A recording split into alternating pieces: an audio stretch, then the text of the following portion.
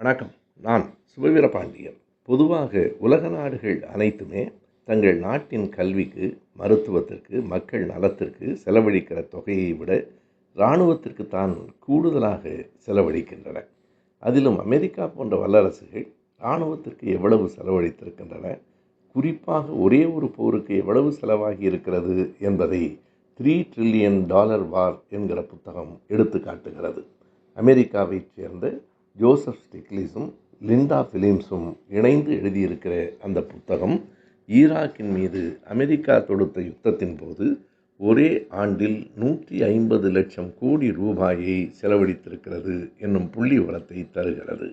இதனால் ஈராக்கினுடைய பொருளாதார வளம் மட்டுமே அழிக்கப்படவில்லை, அமெரிக்காவினுடைய பொருளாதார வளமும் மிகப்பெரிய அளவில் தாழ்வுக்கு உள்ளாயிற்று.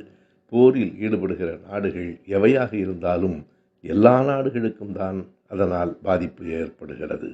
போரற்ற உலகம் என்பதே நம் எதிர்கால கனவாக இருக்க வேண்டும்.